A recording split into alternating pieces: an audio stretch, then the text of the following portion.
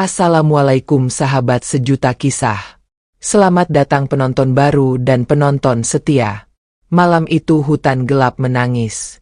Di antara gemerisik dedaunan dan kabut tipis, seorang gadis 18 tahun tersungkur lemah. Tubuhnya memar, nafasnya tersengal, dan kedua matanya memohon, bukan untuk hidup, tapi untuk tidak mati sendirian. Ia dibuang seperti sampah, terlunta di tanah basah. Namun saat ajal nyaris menjemput, datanglah penyelamat tak terduga. Seekor monyet betina, dengan mata penuh kasih, dan pelukan sehangat ibu kandung. Apa yang terjadi selanjutnya benar-benar di luar nalar. Namun sebelumnya, bagi yang beragama Islam saya sarankan untuk menuliskan sholawat Nabi Muhammad, agar kelak sholawat ini menjadi saksi untuk mendapat syafaat di akhirat. Like dan subscribe ke channel ini sangat membantu menyebarkan dakwah Islam dan menjadi amal jariah. Langit malam seperti menutup diri. Angin menggoyangkan pepohonan dengan suara mencekam. Dan kabut turun menyelimuti hutan liar seakan mengaburkan batas antara dunia nyata dan dunia yang telah menyerah pada kesedihan. Di tengah gelap itu, terdengar langkah kaki berlarian. Pelan, terburu, terhuyung. Seorang gadis muda, sekitar 18 tahun, dalam kondisi mengenaskan, terus berlari tanpa arah pasti. Pakaiannya robek, darah menetes dari kening dan lengan, dan wajahnya penuh ketakutan. Ada jejak air mata mengalir tanpa suara di pipinya. Ia tak tahu kemana harus lari. Tak tahu siapa yang bisa ia percaya. Semua orang yang seharusnya melindunginya justru menyakitinya. Mendorongnya jauh ke dalam jurang keputusasaan. Hingga akhirnya, ia dilempar ke tempat ini. Ke sebuah hutan liar yang bahkan matahari enggan menembus daunnya. Tubuhnya lemas. Kakinya goyah. Hingga akhirnya ia tersungkur di tanah basah. Nafasnya memburu. Dadanya sesak, dan dunia di sekelilingnya mulai berputar. Ia sempat mencoba berdiri, namun dunia seakan tak mengizinkannya. Ia jatuh lagi, dan kali ini tak bangun. Ia hanya mampu memeluk dirinya sendiri, menggigil, sendiri, terluka, dan menunggu kematian dengan perlahan. Namun semesta belum selesai menulis takdirnya. Di balik semak lebat, seekor monyet betina tengah merayap perlahan. Matanya menangkap sesuatu yang tak biasa. Suara lirih, rintihan, dan aroma manusia yang terluka. Monyet itu bukan monyet biasa. Ia telah lama hidup menyendiri di hutan itu, menghindar dari manusia. Tak percaya pada siapapun selain dirinya sendiri. Namun entah mengapa, malam itu ia melangkah mendekat. Ia menatap gadis yang terbaring lemas di tanah. Jantungnya berdetak aneh. Seperti ada sesuatu yang membangkitkan sisi terdalam dari nalurinya. Ia mendekat lebih jauh. Mengendus. Lalu duduk diam di dekat tubuh gadis itu. Untuk pertama kalinya sejak ditinggal mati anak-anaknya karena pemburu. Monyet betina itu merasakan sesuatu yang telah lama hilang. Dorongan keibuan. Dorongan untuk melindungi. Perlahan. Dengan tangan kecilnya yang berbulu, ia menarik ujung selimut daun ke arah tubuh gadis itu. Lalu duduk tepat di sampingnya. Menjaga. Tanpa suara. Tanpa janji. Namun penuh ketulusan. Fajar mulai merangkak naik. Cahaya tipis menembus celah daun. Dan gadis itu membuka mata. Ia terkejut. Matanya menatap sosok asing. Seekor monyet yang tak pergi, tak mengancam. Justru duduk diam, menatapnya. Ketika tubuhnya mencoba mundur, sakit menyeruak dari perut dan pinggangnya. Dan ia tak punya tenaga. Gadis itu kembali rebah. Dan monyet betina itu bergerak cepat, mengangkat sepotong buah liar. Meletakkannya di dekat bibir sang gadis, dan menatapnya seolah berkata, "Makanlah." Aku di sini. Gadis itu gemetar. Tapi ada sesuatu di mata monyet itu. Bukan buas. Bukan liar. Melainkan hangat. Dan untuk pertama kalinya sejak dibuang, ia merasa tidak benar-benar sendirian. Hari berganti. Dan si monyet betina terus datang. Membawa buah. Membawa daun. Membawa harapan. Setiap malam, ia tidur tak jauh dari gadis itu. Melingkarkan tubuhnya seperti ingin menjadi pelindung. Dan ketika hujan turun deras, ia menyeret daun besar untuk menutupi tubuh lemah itu. Seperti ibu yang menjaga anaknya dari badai. Minggu pertama adalah perjuangan. Luka gadis itu menghitam. Demam naik turun. Dan tubuhnya semakin kurus. Tapi ia tetap bertahan. Karena ada sepasang mata yang tak pernah pergi. Menatapnya dalam diam. Menjaganya dalam kesunyian. Dan ketika malam turun untuk ke-14 kali, gadis itu mengangkat tangannya dengan gemetar. Menyentuh kepala si monyet. Dan berbisik lemah. Terima kasih. Dengan suara nyaris tak terdengar. Si monyet membalas dengan menundukkan kepala. Membiarkan gadis itu menyentuh wajahnya. Dari titik itu, hubungan mereka bukan hanya antara manusia dan hewan, tapi antara dua makhluk yang tersisa, yang pernah disakiti, dan kini saling menyelamatkan. Tanpa kata, tanpa alasan, malam pun kembali datang.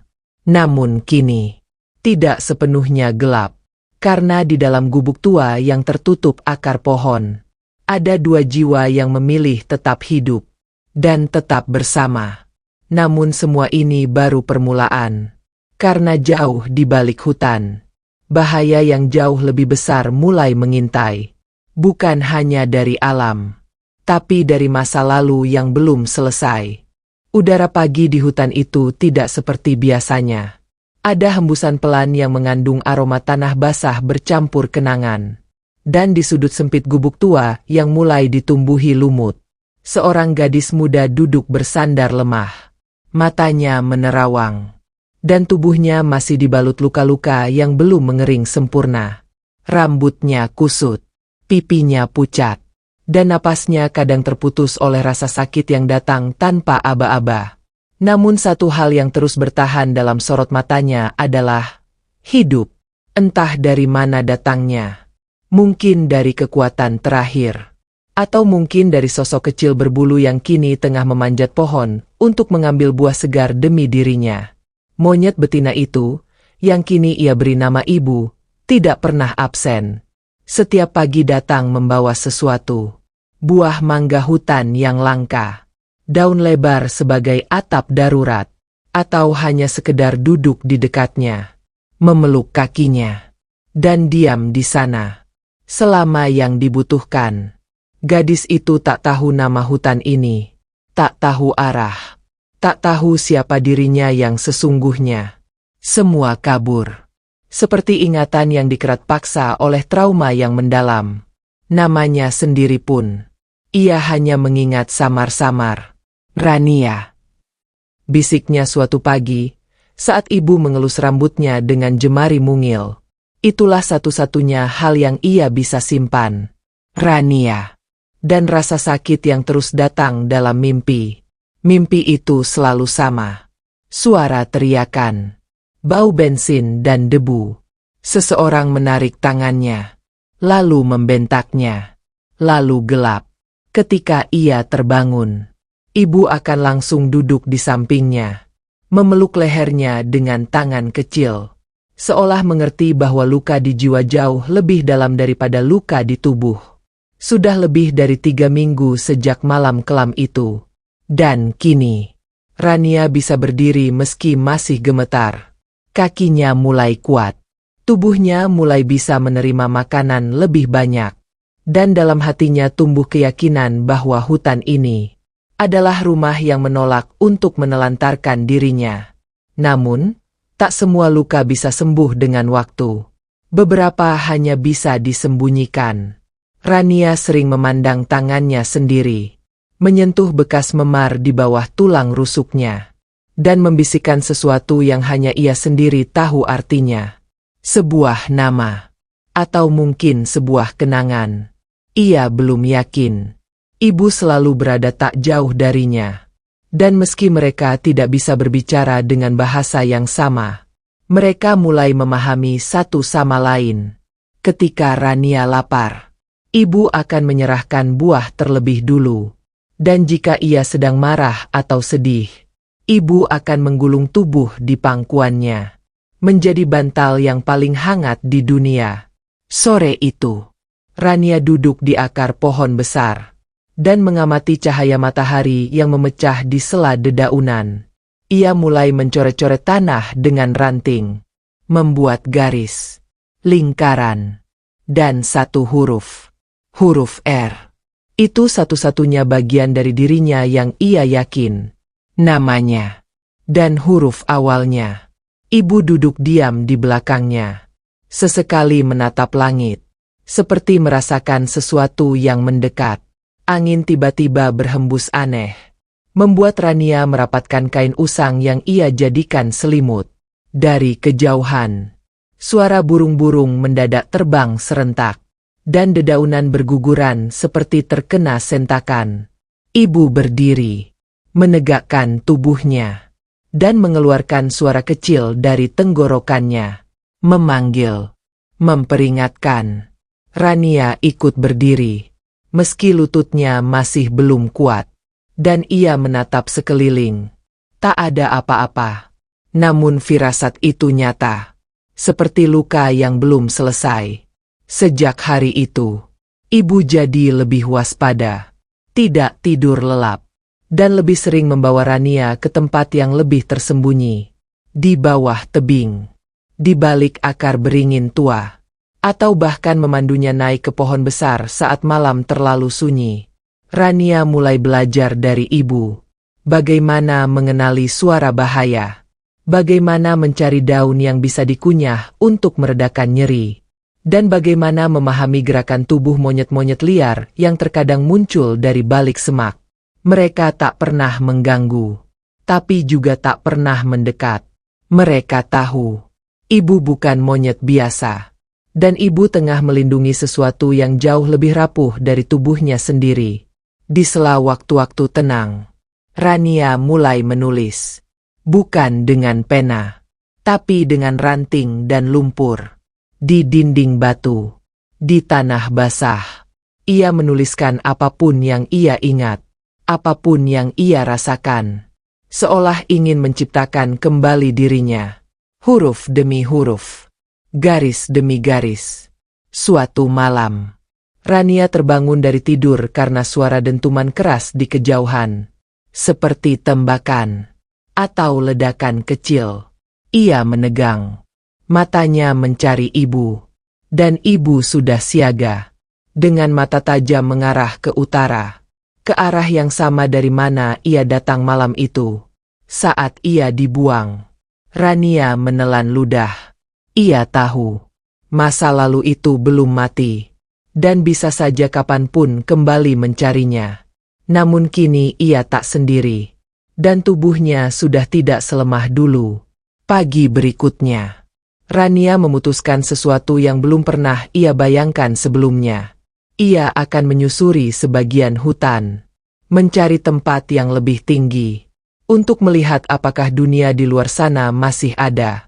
Ia belum berniat keluar, tapi rasa penasaran itu mulai mengusik, dan luka yang ia pendam harus menemukan arah. Ibu awalnya menolak, menarik-narik ujung bajunya agar tetap di gubuk. Namun tatapan mata Rania membuatnya menyerah. Dan berangkatlah mereka berdua, berjalan menyusuri jalan setapak samar yang dipenuhi akar dan kabut, mencari sesuatu yang belum mereka mengerti. Namun yakin bahwa mereka tak bisa hanya diam di tempat yang sama. Langkah demi langkah, membawa Rania ke tempat baru, tempat yang akan membuka tirai masa lalu. Dan menghadirkan kembali sesuatu yang jauh lebih menyeramkan dari malam hutan. Tapi ia takkan mundur. Karena kini, Ia punya alasan untuk bertahan. Ia punya ibu. Dan ia punya nama. Rania. Dan ketika mereka sampai di puncak batu tertinggi, mata Rania membelalak. Di kejauhan, terlihat asap tipis naik ke langit. Bukan asap dari hutan, tapi dari rumah. Dari dunia manusia. Dari tempat ia berasal. Atau tempat seseorang sedang mencarinya. Rania berdiri mematung di atas batu besar yang menjulang tinggi. Angin mengibaskan rambut panjangnya yang belum pernah tersentuh sisir. Mata gadis itu menatap lurus ke arah gumpalan asap tipis yang menjulur naik dari kejauhan. Perlahan, tapi pasti, membangkitkan sesuatu yang terpendam dalam ingatannya. Samar. Sebuah kenangan muncul. Ia pernah mencium bau serupa. Bau kayu terbakar. Bau bensin. Dan bau rasa takut. Ibu yang berdiri di sampingnya menggenggam pergelangan kakinya. Berdiri tegak dengan mata tajam seolah menjaga dari segala arah. Mereka berdua sama-sama diam. Merasakan suasana yang tidak biasa. Udara tak lagi segar. Dan hutan tak lagi sunyi. Apakah aku pernah ke sana? Bisik Rania. Tak ada yang menjawab. Namun gumpalan asap itu seperti mengundang. Seperti tanda dari masa lalu yang enggan pergi begitu saja. Hari mulai gelap. Dan mereka berdua kembali turun. Melewati akar-akar lebat yang menyulitkan langkah. Dan semak berduri yang sesekali menggores kaki Rania. Namun ia tak mengeluh.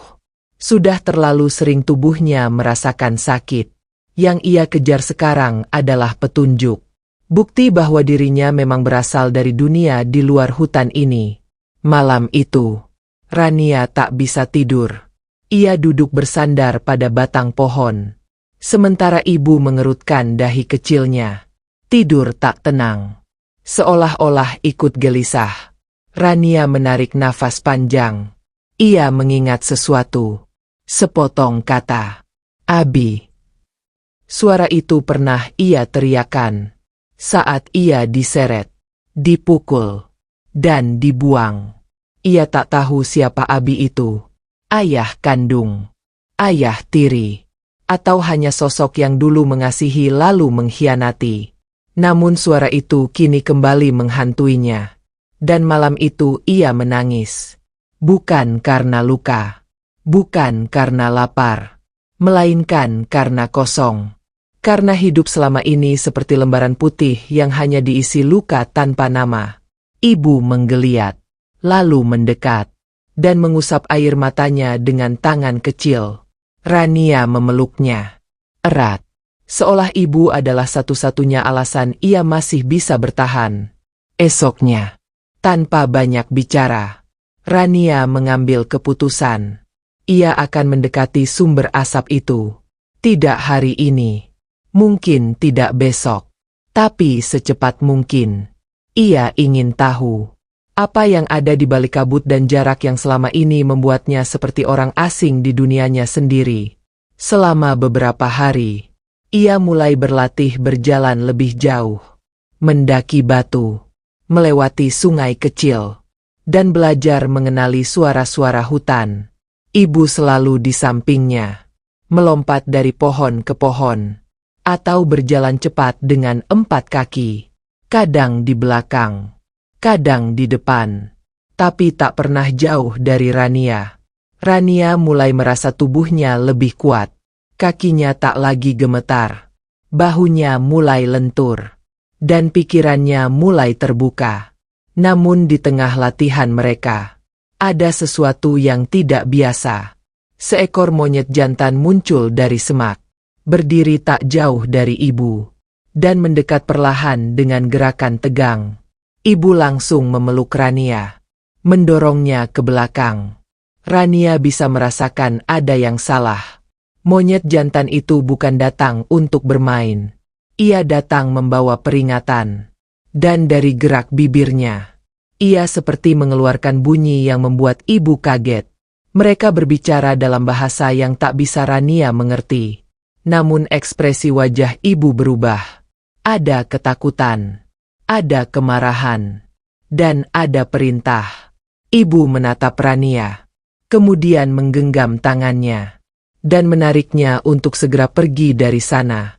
Tanpa kata, tanpa isyarat lain, hanya gerakan cepat, menuju arah berlawanan dari tempat asap itu berasal. Rania tidak mengerti, namun ia patuh. Dan ketika mereka sampai di sebuah celah batu besar, ibu menyuruhnya diam, lalu memanjat pohon, mengintai. Rania menunggu, jantungnya berdegup, keringat dingin menetes di pelipis. Dan tak lama kemudian, ibu turun, mendorongnya perlahan untuk bersembunyi di balik batang pohon berlubang. Tak lama, dari kejauhan, Rania mendengar suara langkah manusia. Bukan satu, tapi lebih dari 3. Dan mereka tertawa, membawa senjata, membawa suara yang menakutkan. Rania menutup mulutnya. Tak ingin napasnya terdengar. Salah satu suara terdengar familiar. Suaranya dalam, serak, dan menyebut sebuah nama. Ran. Suaranya seperti tusukan di dada. Rania ingin keluar, tapi ibu menarik tangannya dengan kuat, menahan, dan menatapnya tajam. Seakan tahu bahwa bahaya bukan sekadar tentang siapa yang mencarinya, tetapi niat jahat yang dibawa. Mereka menunggu hingga suara itu hilang, dan langkah-langkah itu menjauh. Rania gemetar, lututnya lemas, dan hatinya pecah. Ia tahu orang-orang itu datang mencarinya, tapi tidak untuk menyelamatkan, melainkan untuk menyelesaikan apa yang belum sempat mereka selesaikan malam ia dibuang. Ibu memeluknya. Dan dalam pelukan itu, Rania tahu, dunia luar tidak akan menyambutnya dengan pelukan, tapi dengan penghakiman. Hari itu, Rania tidak bicara. Ia duduk diam di depan gubuk, menatap angin, dan diam. Ibu tetap menjaganya, membawa buah, membawa daun, namun tidak mendekat terlalu jauh, memberinya ruang untuk berpikir, untuk menerima. Malam datang, dan Rania masih duduk. Ia mulai menulis sesuatu di tanah, dengan ranting. 1 kalimat, dalam huruf besar dan rapi. Aku akan kembali, tapi bukan sebagai korban. Kalimat itu tertulis jelas, dan di sampingnya, ibu duduk, menggenggam tangannya. Tanpa suara, tanpa ragu, karena yang akan datang bukan hanya masa lalu, tapi juga keputusan besar yang akan mengubah segalanya. Pagi itu, suara burung di hutan terdengar lebih tajam. Angin yang biasanya lembut kini berhembus dengan suara bersiul di antara pepohonan.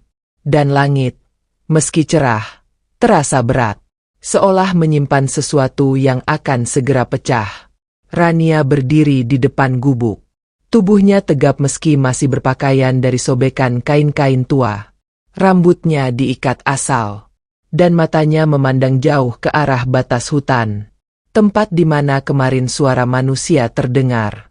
Ia tak bisa tidur semalaman, dan bukan karena takut, tetapi karena keputusan telah dibuat. Ia tidak akan lagi bersembunyi. Ibu duduk di bawah kakinya. Seperti biasa, mata monyet betina itu memandang ke segala arah, waspada, gelisah, dan terus memperhatikan setiap gerakan kecil di sekitar. Rania mengambil 1 batang kayu lurus, dengan ujung runcing, bukan untuk menyerang, melainkan sebagai tongkat, penopang jika ia harus berlari atau berjalan jauh. Waktunya, bisiknya pelan. Ibu mengangkat kepala, matanya tajam. Ia tahu, bahaya belum pergi, dan hutan tak akan mampu melindungi Rania selamanya. Sebelum melangkah, Rania berjongkok, memeluk ibu, erat, dan lama. Keduanya tidak berkata apa-apa, Tapi jiwa mereka berbicara. Jiwa dua makhluk yang telah saling menyelamatkan dari kehancuran yang sunyi. Langkah kaki Rania mulai menuruni bukit, melewati sungai, dan menyusuri arah gumpalan asap yang sempat ia lihat sebelumnya. Ibu mengikutinya dari kejauhan, tak melompat ke depan seperti biasanya, melainkan menjaga dari belakang. Seperti bayangan yang tak pernah pergi. Beberapa jam perjalanan berlalu, dan kini mereka mendekati wilayah yang mulai berbeda. Pepohonan tidak terlalu rapat, suara binatang mulai jarang, dan aroma kayu terbakar semakin kuat. Rania berjongkok di balik semak, dan di hadapannya tampak gubuk besar dari kayu beratap seng. Ada beberapa orang berdiri di depan, berbadan besar, berpakaian hitam, dan bersenjata. Ia menelan ludah, dan keringat dingin membasahi pelipisnya. Tiba-tiba, salah satu pria itu berbalik, dan wajahnya membuat dada Rania mencelos. Itu wajah yang pernah ia lihat di antara mimpi buruk dan luka memar. Ia ingat pria itu yang pernah memaksanya diam, yang pernah menutup mulutnya, dan menyeretnya ke dalam mobil saat malam itu terjadi. Tangannya gemetar. Ia ingin berbalik. Tapi suara retakan ranting dari belakang mengejutkannya. Ibu muncul, menggandeng Rania dan menyeretnya ke arah lain, lebih dalam ke arah sisi samping gubuk. Di sana, ada sesuatu yang lebih mengejutkan. Sebuah mobil tua, dengan ket yang mengelupas, dan di dalamnya ada selimut, dan boneka lusuh. Rania mendekat, tangannya menyentuh boneka itu. Dan ingatan datang deras. Malam itu, ia digiring masuk ke mobil, dibohong, dibungkam, dan ditinggalkan di tengah jalan. Tangisnya pecah, bukan karena sedih, tapi karena ingatan yang akhirnya lengkap. Ia tahu siapa yang mencelakainya, ia tahu siapa yang berkhianat, dan ia tahu siapa yang harus ia lawan. Ibu menatapnya, diam. Matanya seperti bertanya, apa yang akan kita lakukan sekarang?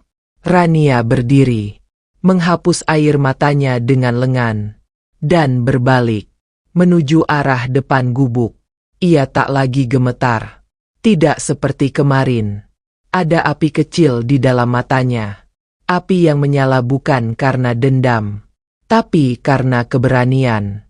Langkahnya pelan, namun pasti. Dan dari kejauhan, pria-pria itu mulai memperhatikannya. Ada yang datang, teriak salah satunya. Rania terus berjalan. Meski ada dua orang mendekat, mengangkat senjata kayu panjang yang entah untuk menakut-nakuti atau memang untuk menyakiti. Ibu melompat ke dahan pohon, menjaga dari atas, siap melindungi kapan saja. Satu dari pria itu mengenali wajah Rania. Dan matanya membelalak. Ran, itu kamu? Hidup. Rania tidak menjawab, hanya berdiri diam, tepat di depan mereka, menatap lurus ke mata orang yang dulu membuangnya. Kenapa kamu kembali? Tanya pria itu. Suara gemetar. Bukan karena rindu, tapi karena takut. Rania membuka mulutnya. Suara seraknya keluar pelan. Aku tidak kembali untuk memohon. Aku datang untuk tahu, kenapa kalian tega. Pria itu menoleh ke belakang. Gugup. Dan suara dari dalam gubuk terdengar. Siapa itu? Apa ribut-ribut ini? Seorang wanita keluar. Rambut diikat rapi. Pakaian bersih. Namun mata dingin. Rania mengenalnya. Wanita itu yang dulu berdiri diam saat ia dipukul. Wanita itu yang menyuruh agar Rania diam dan tidak banyak bicara. Ibunya tiri. Atau mungkin ibu yang tak pernah menganggapnya anak. Rania? Katanya seperti melihat hantu. Rania hanya menatap. Tak ada lagi kata. Tak ada lagi air mata. Ibu tiba-tiba melompat ke bahu Rania. dan mengeluarkan suara keras. Suara yang membuat semua orang di situ mundur satu langkah. Dan untuk pertama kalinya, Rania berdiri tak sebagai gadis kecil yang dibuang, melainkan sebagai seseorang yang kembali, bukan untuk meminta, tapi untuk membuka kebenaran. Malam mulai turun, dan cahaya di langit berubah jingga. Namun cerita belum selesai, karena di balik pintu gubuk itu, tersimpan rahasia yang lebih dalam dari luka masa lalu. Dan Rania bersumpah, ia tidak akan pulang tanpa membukanya. Langit telah kehilangan warna. Senja menutup hari dengan langit jingga keabu-abuan. Sementara bayangan pepohonan panjang menjulur ke tanah, melingkari tempat yang tak seharusnya ia dekati lagi. Gubuk besar di tengah hutan itu, tempat segalanya dimulai. Dan kini, tempat Rania berdiri untuk pertama kalinya sebagai dirinya sendiri. Ibu betina di bahu Rania masih menunjukkan sikap siaga. Matanya menelusuri pergerakan kecil di sekitar. Sedangkan Rania sendiri tak bergeming. Dihadapkan pada dua sosok yang dulu menjadi bagian dari hidupnya. Lalu berubah menjadi tangan yang menghancurkan segalanya. Perempuan yang dulu ia panggil Ibu Tiri masih terdiam, menatap Rania dengan wajah tegang. Sedikit syok, sedikit khawatir. Namun tidak ada cinta, tidak ada kerinduan, tidak ada rasa yang layak disebut sebagai darah. Apa yang kamu ingat? Suara pria di sampingnya bergetar. Ia yang dulu membawa Rania dalam mobil malam itu. Ia yang membuangnya dengan tangan sendiri. Rania tidak menjawab. Ia melangkah maju. Dan untuk sesaat semua mundur. Takut pada gadis yang dulu lemah. Kini berdiri dengan mata tajam dan dada penuh keberanian. Langkahnya berhenti tepat di depan pintu gubuk. Pintu tua dari kayu jati. Kusam. Berdebu. Namun menyimpan sesuatu yang tak bisa dijelaskan. Rasa yang berat. Seperti beban. Seperti trauma. Tangannya terangkat. Gemetar. Jari-jarinya menyentuh gagang pintu. Lalu mendorongnya perlahan. Krek. Suara engsel berderit seperti keluhan dari masa lalu. Rania melangkah masuk. Hidungnya langsung mencium bau lembab. Debu. Dan sesuatu yang asing. Namun familiar. Di dalam. Semuanya gelap. Hanya cahaya senja dari luar yang sedikit menembus celah dinding. Dan di tengah ruangan, ada sebuah meja kayu. Di atasnya tergeletak sebuah buku tua. Dan sebuah bingkai foto. Wajah seorang pria yang tersenyum lebar. Dengan seragam rapi. Dan di pelukannya ada anak perempuan kecil berambut panjang. Itu dirinya. Itu adalah dirinya saat masih kecil. Dan pria dalam foto itu. Air mata Rania jatuh seketika. Bukan karena sedih, tapi karena rindu. Karena untuk pertama kalinya, ia menemukan bukti bahwa ia pernah dicintai, pernah dimiliki, dan pernah bahagia. Ibu Tiri melangkah masuk, berdiri di ambang pintu. Suara napasnya terdengar berat. Dia, ayahmu. Dia meninggal karena aku. Kamu tak seharusnya tahu. Rania membalikkan tubuh, menatap wanita itu. Wajahnya tak lagi gentar, dan tak lagi memohon. Lalu kamu singkirkan aku, karena aku terlalu mirip dengannya? Tanyanya pelan. Wanita itu tidak menjawab. Ia hanya diam. Tapi sorot matanya menunjukkan jawaban yang tak pernah diucapkan. Rania menggenggam bingkai foto itu erat, lalu melihat ke sekeliling ruangan. Ia melihat tumpukan kertas di sudut ruangan, dan sebuah laci kecil di sisi dinding. Perlahan, ia berjalan ke arah laci itu, membukanya, dan menemukan sesuatu yang membuat jantungnya berhenti sejenak. Ada berkas adopsi, berisi namanya, dan cap jari. Tertera juga tanda tangan wanita yang kini berdiri di belakangnya. Dan di bawahnya, Sebuah kalimat yang dicoret dengan tinta merah. Status dicabut karena tidak cocok. Rania menahan napas. Ini bukan hanya pengkhianatan. Ini adalah penghapusan. Seolah ia tak pernah ada. Seolah dirinya hanyalah boneka yang bisa dipakai lalu dibuang. Tangannya mengepal. Tapi ia tak ingin membalas dengan amarah. Ia telah melewati lebih dari itu. Ia hanya ingin tahu siapa dirinya. Dan kenapa ia harus dijatuhkan sekejam itu. Ibu betina melompat ke dalam ruangan. Melangkah ke dekat meja. Mengendus kertas-kertas itu. Dan diam. Seolah tahu bahwa kebenaran bukan sesuatu yang bisa dihapus hanya dengan tinta merah. Tiba-tiba, suara gaduh dari luar terdengar. Suara mobil. Suara orang-orang berbicara. Dan langkah-langkah mendekat. Rania mendekat ke jendela kecil. Dan melihat dua pria berjas turun dari mobil. Mereka membawa map. Dan satu kamera kecil. Salah satu dari mereka memegang dokumen. Dan bertanya pada pria yang sebelumnya membuang Rania. Kami dari kantor perlindungan anak.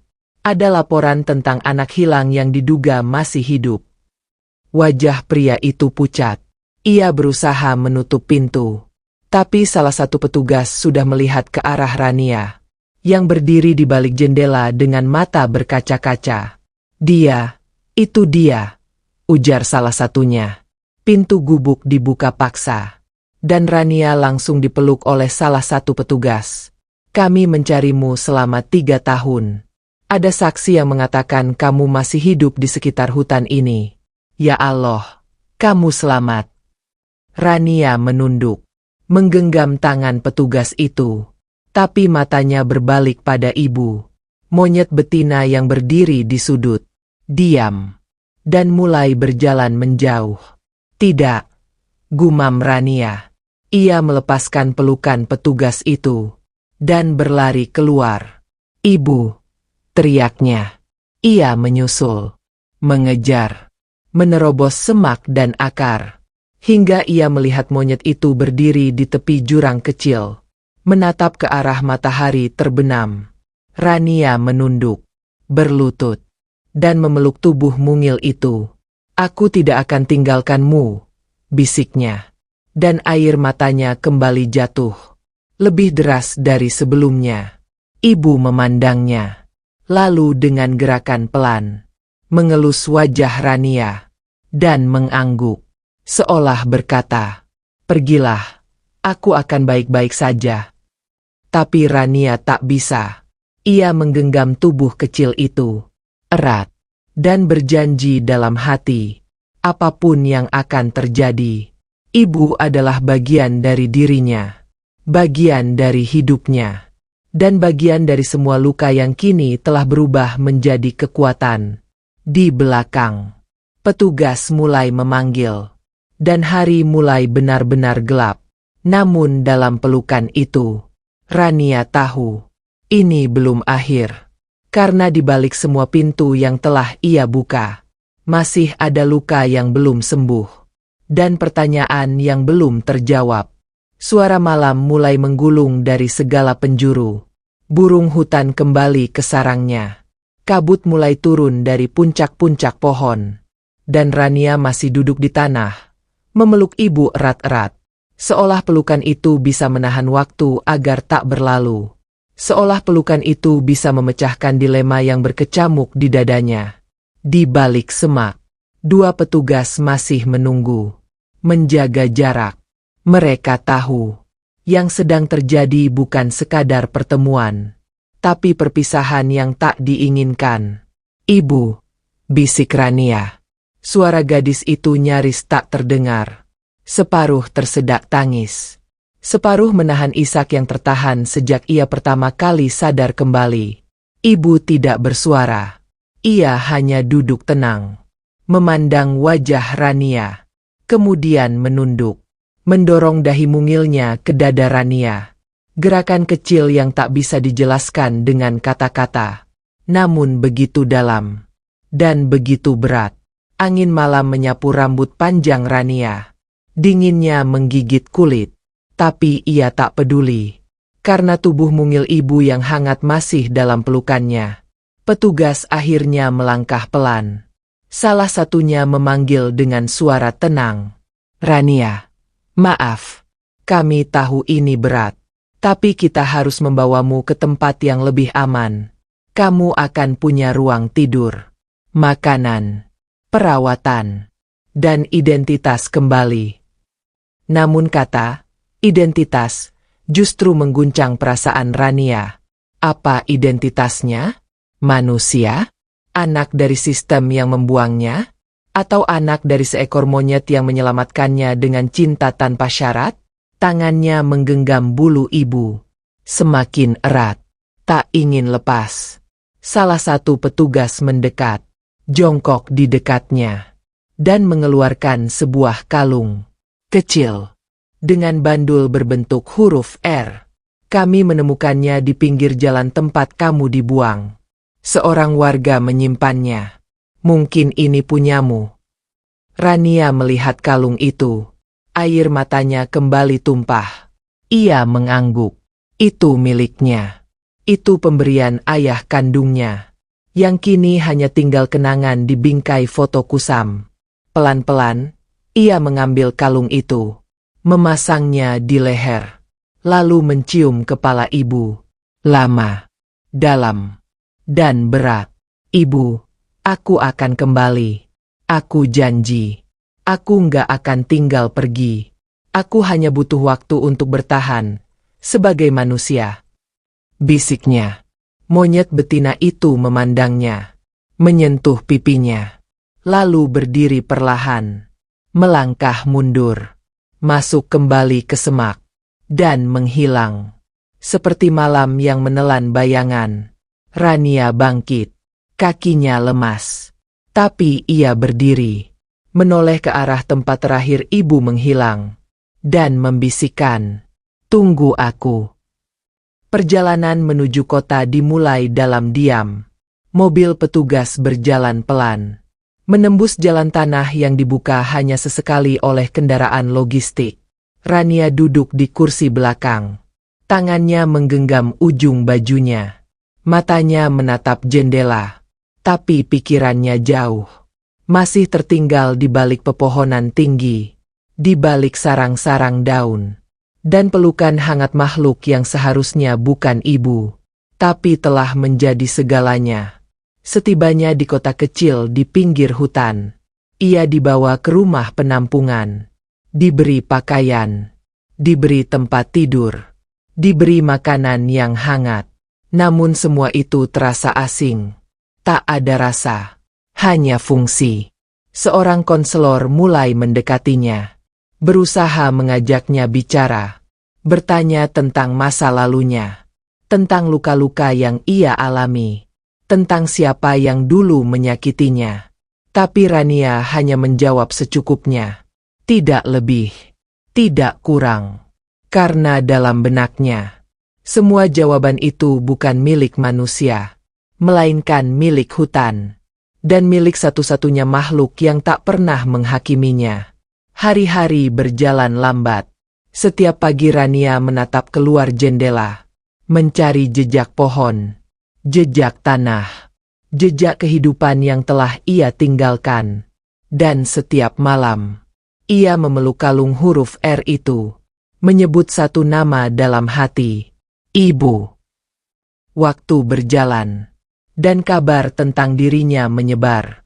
Media lokal mulai meliput. Gadis hilang ditemukan hidup bersama monyet di hutan. Judul-judul itu tersebar. Menjadi bahan pembicaraan. Dianggap keajaiban. Dianggap kisah penuh pelajaran. Tapi tidak ada yang benar-benar tahu betapa setiap kalimat itu adalah luka. Karena di balik cerita viral, ada seorang anak yang masih menunggu pelukan yang tidak bisa diganti siapapun. Suatu malam, Rania duduk di bangku taman di rumah penampungan. Seorang perawat menghampiri dan berkata, "Besok ada keluarga yang ingin menemuimu. Katanya mereka keluarga jauh. Mereka ingin mengenalmu." Rania menunduk. tidak menjawab, hanya memeluk lututnya. Karena ia tahu, tidak ada yang bisa menggantikan rumah yang sebenarnya. Dan tidak ada yang bisa menggantikan rasa aman seperti saat berada di bawah sayap dedaunan. Dalam pelukan ibu. Malam itu, ia menulis sesuatu di buku kecil yang diberikan oleh petugas. Jika suatu hari aku punya anak, dan dia bertanya padaku, "Siapa ibuku?" Aku akan berkata, "Ibumu bukan manusia, tapi dia satu-satunya makhluk yang membuatku merasa manusia." Pagi yang baru hadir dengan cahaya matahari yang memantul dari jendela rumah penampungan. Suara kendaraan mulai ramai di kejauhan. Dan anak-anak di sekitar asrama mulai terdengar bermain. Namun di dalam kamar nomor 8, Rania masih duduk diam, menatap jam dinding, dan menghitung detik demi detik yang terasa asing. Ia telah berada di tempat ini selama 2 minggu. 2 minggu sejak ia dipisahkan dari hutan. 2 minggu sejak tangannya terakhir menyentuh bulu hangat ibu. 2 minggu sejak jiwanya terasa kosong meski tubuhnya telah dikenakan pakaian bersih dan sepatu bagus. Hari itu adalah hari yang dinanti oleh para pengurus. Sepasang suami istri mengaku sebagai kerabat jauh dari mendiang ayah Rania. Mereka datang dengan berkas, dengan tatapan manis, dengan janji rumah yang tenang dan pendidikan yang layak. Namun bagi Rania, itu hanya suara. Hanya wacana yang tidak memiliki makna. Rambutnya kini telah dipotong rapi. Pakaian yang ia kenakan adalah hasil donasi. Namun rasa di dalam dadanya masih sama. Ia bukan bagian dari dunia ini. Ia bukan bagian dari ruang berbau sabun dan plastik. Ia masih setengah hutan. Dan seluruh hatinya masih di sana. Petugas mengetuk pintu. "Rania, mereka sudah datang." Ia berdiri perlahan, melangkah ke ruang tamu. Di sana, 2 orang dewasa duduk di sofa. Pria paruh baya berkacamata, dan wanita berkerudung krem dengan tas besar di pangkuannya. "Assalamualaikum Rania," sapa sang wanita. Senyumnya ramah, namun tidak membuat Rania tenang. "Waalaikumsalam," jawabnya pelan. Suara Rania terdengar datar, tanpa nada bahagia, tanpa harapan.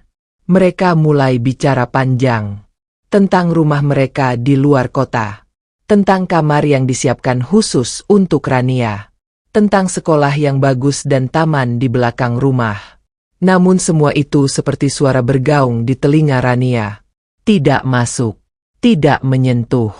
Sang pria membuka map, menunjukkan foto-foto keluarga, menjelaskan silsilah, dan memperlihatkan foto ayah kandung Rania bersama mereka dalam satu acara keluarga belasan tahun lalu. Rania melihatnya, lalu mengangguk. Ia tidak menolak, karena secara hukum, mereka sah. Dan secara logika, mereka mungkin benar. Namun hati tidak bisa ditipu. Perjalanan menuju rumah keluarga itu memakan waktu 3 jam. Mereka melewati jalan raya, perkampungan, sawah, dan akhirnya sampai di rumah besar berwarna putih, dengan halaman luas dan pohon Kamboja tua di pojokan. Rania turun dari mobil, menatap rumah itu, lalu melangkah masuk, disambut oleh aroma sabun lantai, hiasan keramik, dan suara burung dari kandang di pojok ruang tengah. Ia dibawa ke kamarnya, dengan jendela besar, kasur empuk, dan rak buku kosong. "Kalau ada yang kamu butuhkan, langsung bilang ya," ujar sang wanita, yang kini memintanya untuk memanggil mereka dengan sebutan bunda dan ayah. Rania mengangguk, tersenyum tipis, lalu duduk di kasur, menatap keluar jendela. Di balik pepohonan kecil halaman rumah itu, ia mencoba membayangkan seperti apa wajah ibu sekarang. Hari-hari berikutnya berjalan lambat. Rania mulai bersekolah, mengisi formulir, belajar membaca kembali, menjawab pertanyaan dari guru yang kadang menatapnya seolah ia makhluk langka. seolah ia bukan manusia utuh. Benarkah kamu tinggal dengan monyet? Apakah kamu makan serangga? Kamu tidur di pohon? Ya. Pertanyaan-pertanyaan itu datang tanpa empati, lebih seperti hiburan.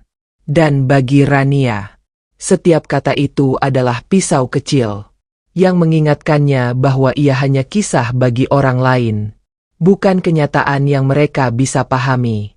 Namun ia diam, tidak melawan, tidak menjawab, karena bukan tugasnya menjelaskan cinta, terutama cinta dari makhluk yang mereka anggap lebih rendah dari manusia.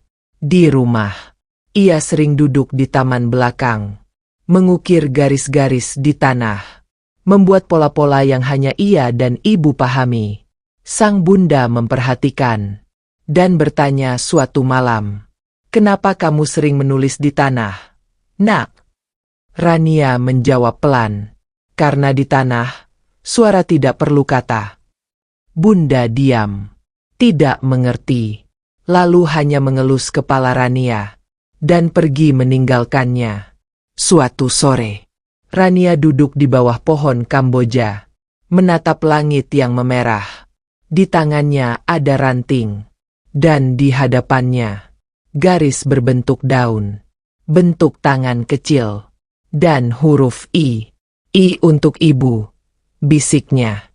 Tiba-tiba angin bertiup kencang, dan beberapa kelopak bunga Kamboja jatuh menimpa tanah, menghiasi gambar yang ia buat. Tiba-tiba, matanya menangkap gerakan kecil dari balik pagar. Seekor monyet kecil berdiri diam, menatapnya. Jantung Rania berdetak keras. Ia berdiri, berjalan perlahan ke arah pagar, dan saat ia mendekat, monyet itu meloncat dan lari, menghilang di balik pohon besar. Tapi sesuatu jatuh, sehelai daun lebar yang dilipat, dan di dalamnya ada buah kecil berwarna merah. Buah yang hanya tumbuh di hutan tempat ibu tinggal. Rania menggigil. Ia mengambil daun itu, memeluknya, dan menangis. Ibu tahu, ibu tidak lupa, dan ibu masih menjaganya, meski dari kejauhan. Malam itu, Rania menulis surat kecil di atas kertas dari buku catatan sekolah. "Ibu, aku masih di sini, masih sama. Hati ini belum pulang, tapi aku bertahan, karena ibu mengajariku cara hidup." Ia melipat surat itu, menaruhnya di dalam botol, dan keesokan harinya, ia pergi ke hutan kecil di pinggir kota, menyembunyikan botol itu di bawah pohon, tempat di mana matahari pagi jatuh paling indah. Jika suatu hari ibu datang mencarinya, ia ingin ibu tahu, Rania masih setia, dan masih menyebutnya ibu. Langit kota pagi itu tertutup awan kelabu. Suara kendaraan saling beradu di kejauhan. Dan sekolah tempat Rania kini belajar seperti tidak mengenal siapa dirinya sebenarnya. Baginya, kelas adalah tempat penuh suara, tapi tanpa makna. Orang-orang ramai, namun ia merasa sepi. Hari-hari di rumah barunya seperti potongan adegan yang berulang. Bangun, sekolah, makan, dan tidur. Semua dilakukan seperti mesin. Tapi hati Rania tetap tertinggal di satu tempat. Hutan. Di dalam kamar kecilnya, Rania menyimpan daun kering yang ditinggalkan oleh monyet kecil itu. Ia letakkan dalam kotak kayu kecil, di samping kalung huruf R, dan surat-surat kecil yang ia tulis setiap minggu. Untuk ibu. Surat-surat yang tak pernah dikirim, tapi selalu dibacakan dalam hati. Satu sore, ia berjalan sendiri ke taman kota, duduk di bawah pohon besar, dan menatap anak-anak kecil yang bermain dengan riang. Sementara pikirannya kembali melayang ke masa saat ia dan ibu bermain kejar-kejaran di antara akar pohon, saat ia belajar memanjat, dan saat mereka tidur berpelukan dengan dedaunan sebagai selimut. Saat itu, Seorang pria tua duduk di bangku taman dekatnya, memakai topi jerami dan membawa burung merpati dalam keranjang. Pria itu tersenyum. "Kenapa kamu murung, nak?" Rania menoleh, tak menjawab langsung. Lalu pelan berkata, "Pernahkah seseorang mencintaimu, tapi semua orang lain bilang ia bukan siapa-siapa?" Pria tua itu menatapnya, lalu tersenyum dalam. Cinta tidak butuh pengakuan. Cinta hanya butuh rasa percaya. Kalau ia menyelamatkanmu, maka ia adalah bagian dari jiwamu. Rania menunduk. Hatinya seperti disentuh dengan lembut. Pria itu mengeluarkan biji bunga dan memberikannya pada Rania. "Tanam ini di tempat yang kamu percaya. Lalu titipkan doa." Rania menerima biji bunga itu, mencium bau tanah di telapak tangannya. Dan malam itu, ia tahu, ia harus kembali ke tempat yang membuatnya hidup.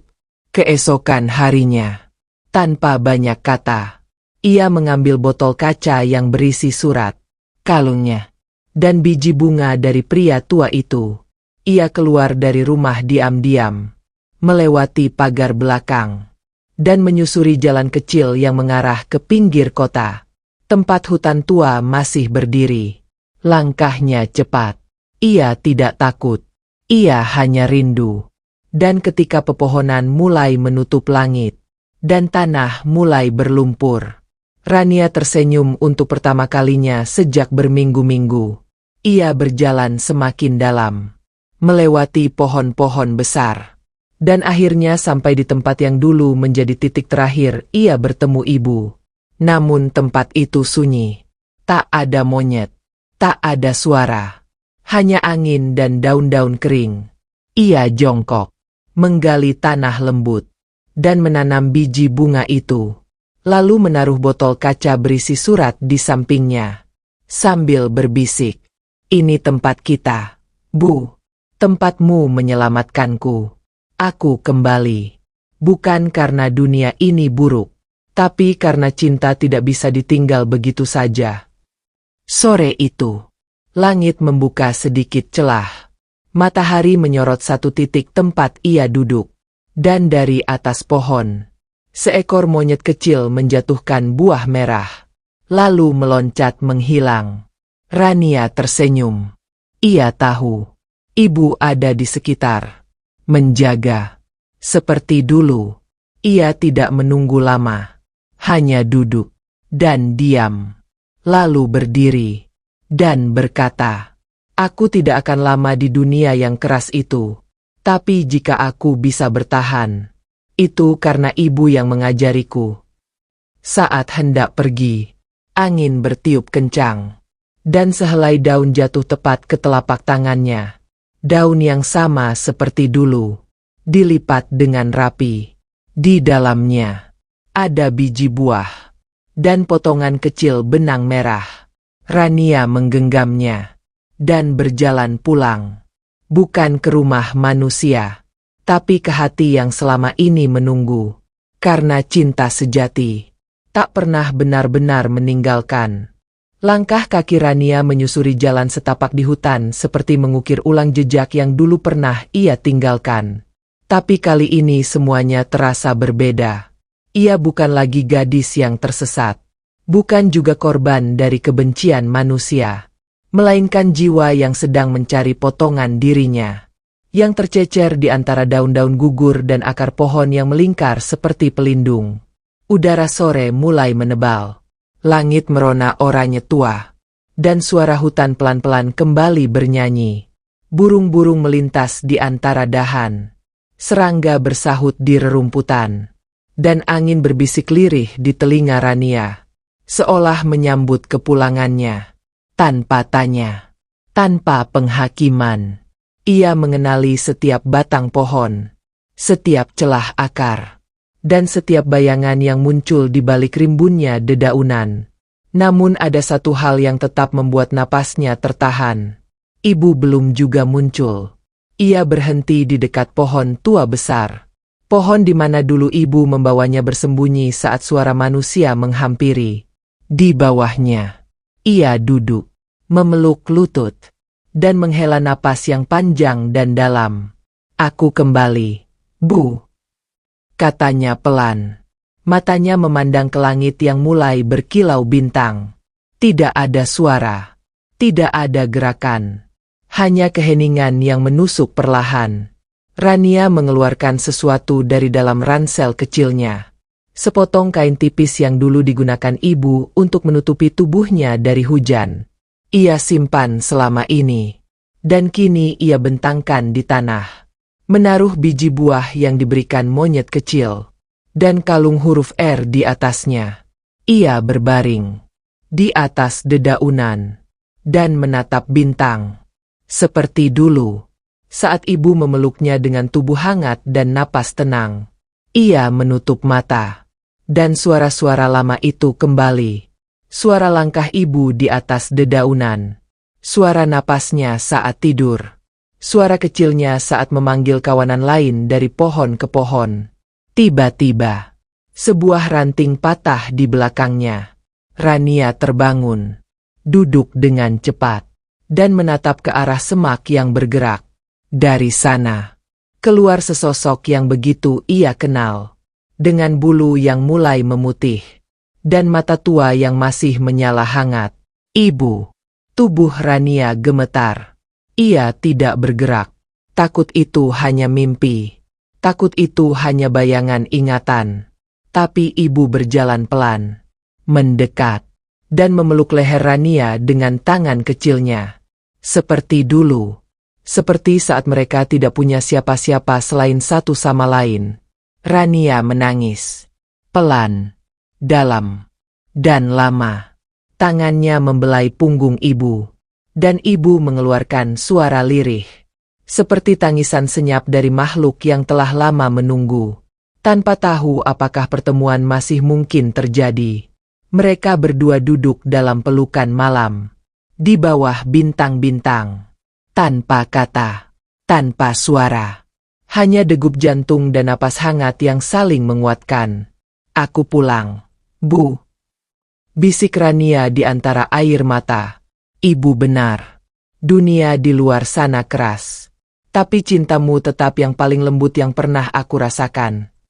Ibu tidak menjawab, tapi matanya berkaca-kaca, dan tangannya terus memeluk, seakan tak ingin lepas, seakan tahu bahwa waktu mereka bersama tidak akan selamanya. Keesokan paginya, matahari menyelinap dari balik dedaunan, dan Rania terbangun dengan kepala di pangkuan ibu. Senyumnya pelan, dan dunia terasa lebih damai dari sebelumnya. Hari itu, Rania dan ibu kembali menelusuri hutan. Tidak untuk melarikan diri, tapi untuk mengulang kenangan. Berjalan ke sungai kecil tempat mereka biasa mandi. Naik ke batu besar tempat mereka dulu menyaksikan gumpalan asap. Dan memanjat pohon rendah yang dulu menjadi tempat belajar pertama Rania. Tawa lirih gadis itu terdengar untuk pertama kalinya. Setelah sekian lama, ia tertawa. Karena ia kembali menjadi dirinya. Karena cintanya kembali utuh. Namun saat senja datang, ibu tidak ikut tertawa. Tubuhnya lelah. Gerakannya pelan. Dan nafasnya mulai pendek. Rania menyadarinya. Ia meraih tangan mungil ibu. Menggenggam erat. Dan menatap wajah yang mulai menua. "Ibu." Suara Rania bergetar. "Jangan pergi dulu." Ibu menatapnya, tersenyum, dan mengangkat tangannya, menyentuh pipi Rania sekali lagi, lalu perlahan, merebahkan diri di pangkuan gadis itu. Langit di atas mereka berwarna merah, daun-daun gugur satu persatu, dan suara hutan menjadi sunyi. Rania menangis, tidak histeris. Hanya air mata yang jatuh tanpa bisa ditahan. Karena cinta terbesar dalam hidupnya. Tengah beristirahat. Di pangkuannya. Di tempat yang menjadi saksi dari segalanya. Senja berganti malam. Dan di tengah hutan yang dulu menjadi pelindung bagi jiwa yang ditolak dunia. Rania masih duduk di bawah pohon besar. memeluk tubuh mungil ibu yang kini telah diam, tak lagi bergerak, namun tetap hangat. Karena cinta yang tersimpan dalam setiap hela napas terakhirnya. Ia tidak berteriak, tidak meraung. Karena kepergian itu bukan akhir, melainkan bagian dari perjalanan. Dan ibu telah menjalankan tugasnya dengan sepenuh hati, dengan seluruh jiwanya. Hingga hari terakhir, Rania menggali tanah pelan-pelan dengan tangan sendiri, di samping batu besar. Di tempat pertama kali ibu menyelamatkannya dari malam yang hampir menelan nyawanya. Ia memeluk tubuh ibu sekali lagi, kemudian meletakkannya dengan penuh kelembutan, menyelimuti dengan dedaunan, dan menaburkan bunga kecil yang ia petik di jalan tadi. Ia duduk lama di samping makam kecil itu, menatap bulan yang menggantung di langit, lalu berbisik, "Allah, aku tahu ini takdir. Aku tahu ini waktunya. Tapi izinkan aku menjaga cinta ini selamanya." Esok harinya, Rania pulang ke kota. Bukan karena ia ingin menjauh, tapi karena ia ingin menjaga kenangan. Ia kembali ke rumah, kembali ke sekolah, kembali ke dunia yang tak pernah ia pilih. Namun kini ia hadapi, karena ia tahu, ia membawa warisan paling agung. Kasih sayang yang tak pernah menuntut, yang tak pernah menyakiti, dan yang tak pernah membuang. Tahun berganti, Rania tumbuh menjadi wanita dewasa. Ia menjadi guru di sebuah sekolah alam, mengajar anak-anak tentang hutan, tentang kehidupan, dan tentang cinta. Di ruang kelasnya, ada satu sudut kecil, dengan foto seekor monyet betina, bermata hangat, dengan bingkai kayu buatan tangan, dan di bawahnya tertulis, "Ibu yang menyelamatkanku." Di setiap ulang tahun, Rania selalu kembali ke hutan, ke makam kecil itu, membawa bunga dan surat yang ia tanamkan di tanah dengan hati penuh rindu. Suatu hari, di usia 30, ia duduk di makam itu, ditemani putrinya yang berumur 5 tahun. Anak kecil itu bertanya, "Bu, ini siapa?" Rania tersenyum. Air matanya jatuh. Namun wajahnya bahagia. "Ini, ibu dari ibu." Ia memeluk anaknya, dan bersama-sama, mereka menanam bunga liar di atas tanah, mewarnai kenangan dengan kasih sayang baru, melanjutkan cinta yang tidak akan mati, meski tubuh telah kembali ke tanah. Karena bagi Rania, dan siapapun yang mengerti arti pelukan di hari tergelap, ibu bukan tentang siapa yang melahirkan, tapi tentang siapa yang tidak pergi ketika dunia membuangmu.